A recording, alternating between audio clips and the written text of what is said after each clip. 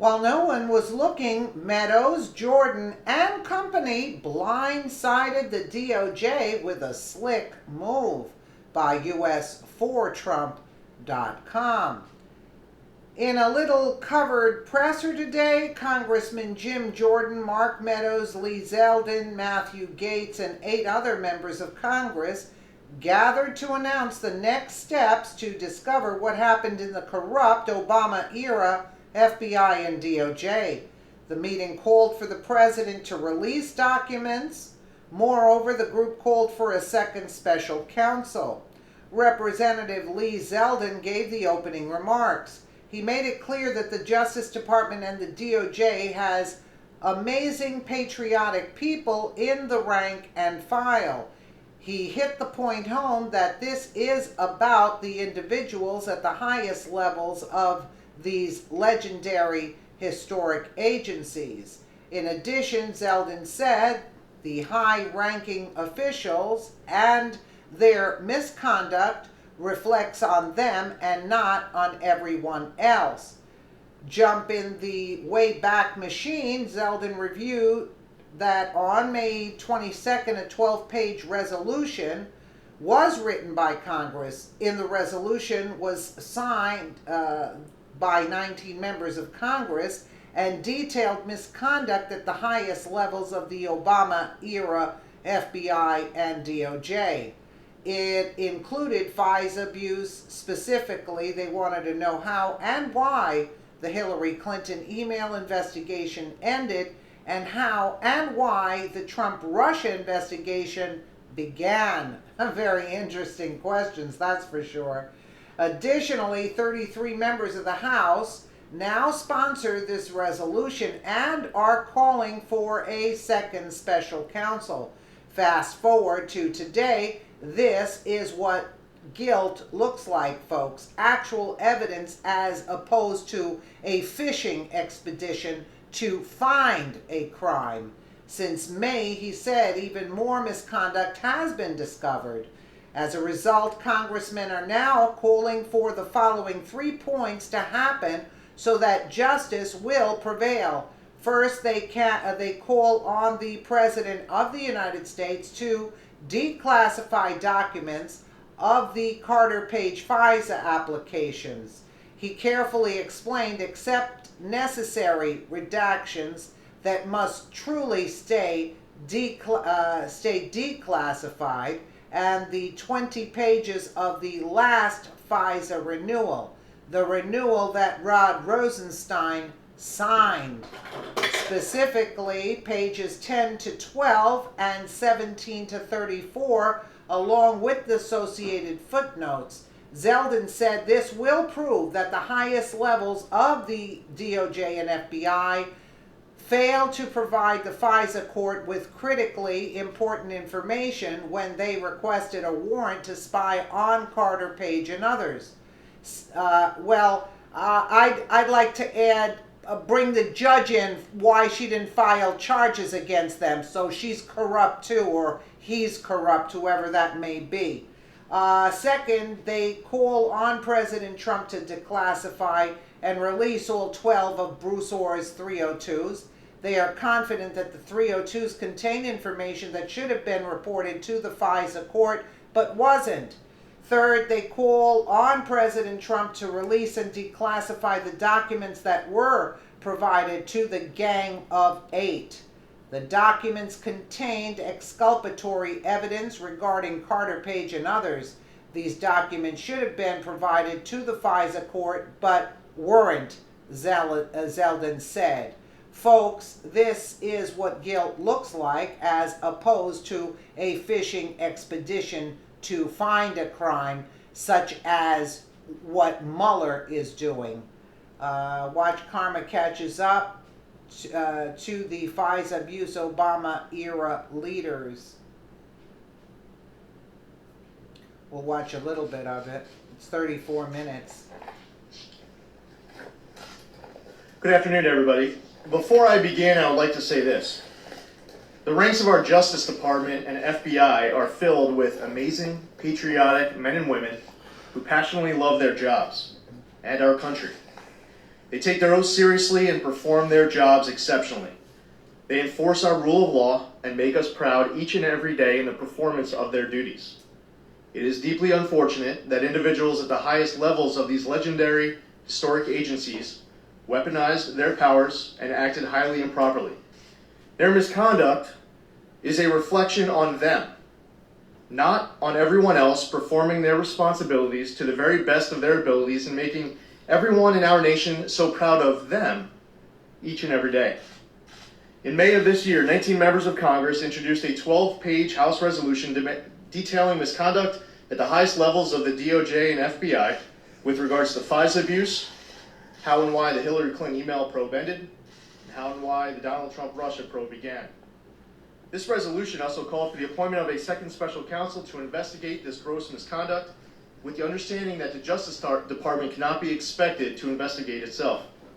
33 members of the House now sponsor this resolution calling for the appointment of a second special counsel, because we and our constituents want transparency and accountability. And yet, since the introduction of this resolution, further evidence has come to light of misconduct at the highest levels of the DOJ and FBI. The same principles that motivated us to introduce our resolution then are driving us with even more determination and resolve today. I am joined here today by several of my colleagues, including Congressman Meadows, Jordan, Gates, and others, to call on the President of the United States, Donald Trump, to declassify and release important information for the American public. As I stated in my tweet yesterday, quote, powers were abused, the FISA court was misled, and we have zero tolerance for any of it. There are three parts to our request. One, we are calling for the declassification and release of the Carter Page FISA applications. While we are strongly in favor of releasing the entirety of the FISA applications, except for the necessary redaction of any sources and methods that must truly remain classified, we most specifically want to ensure that the President declassifies and releases 20 pages in particular of the last FISA renewal. This includes pages 10 to 12 and 17 to 34, along with the associated footnotes. We are confident that the FISA applications will prove that the highest levels of the DOJ and FBI failed to provide the FISA court with critically important information when they requested a warrant to spy on Carter Page and others. Part 2 of our request is that we are calling on the President to declassify and release all 12 of the Bruce Orr 302s.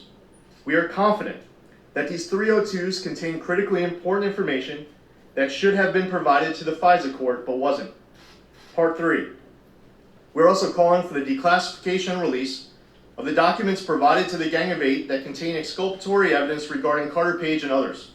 We are confident that these documents also contain critically important information that should have been provided to the FISA court but wasn't. In October 2016, the FBI and DOJ used politically biased, unverified sources to obtain a warrant from the FISA court to surveil a U.S. citizen, Carter Page.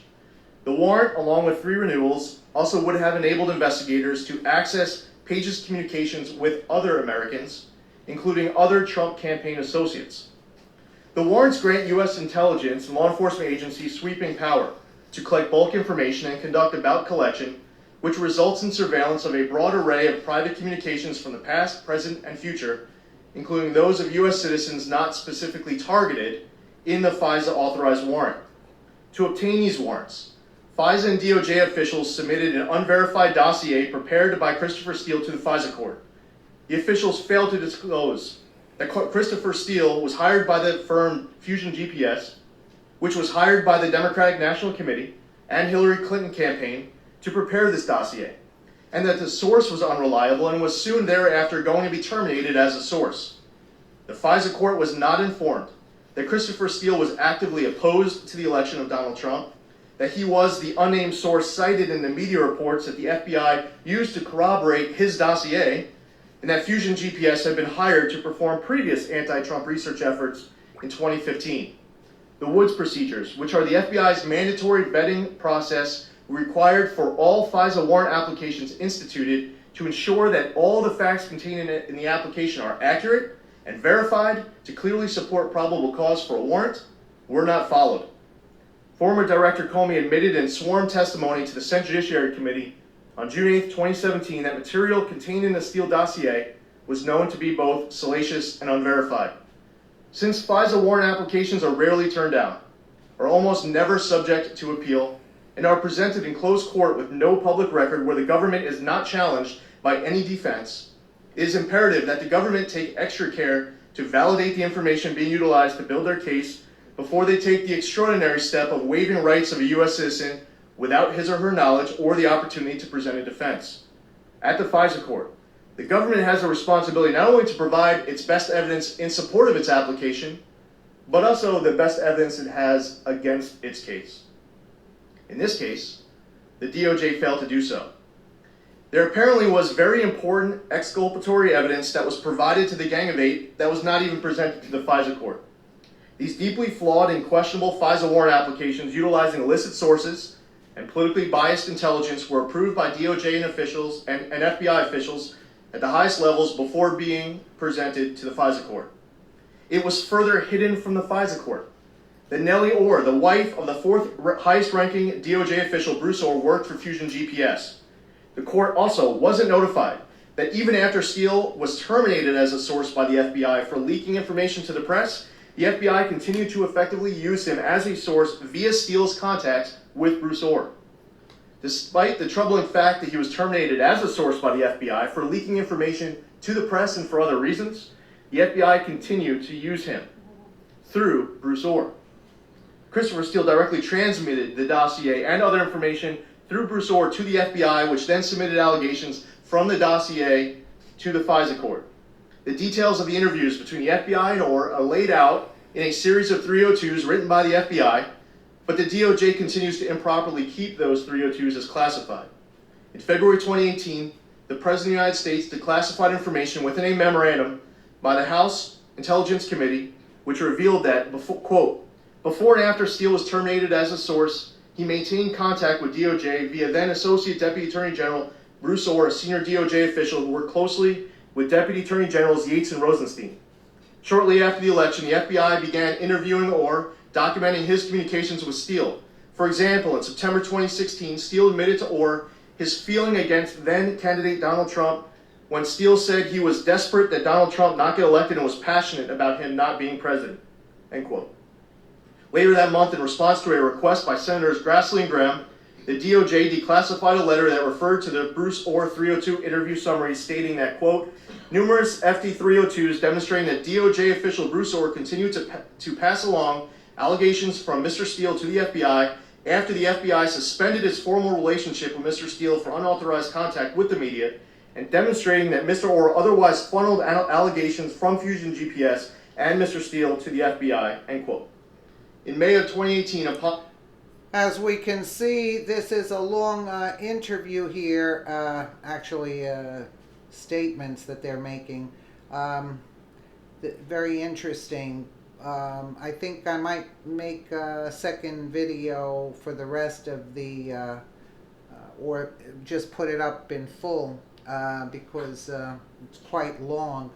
But, all right, it seems like they're getting something done. Let's see what takes place. Let me know what you guys think in the comments below. And again, thank you so much for watching.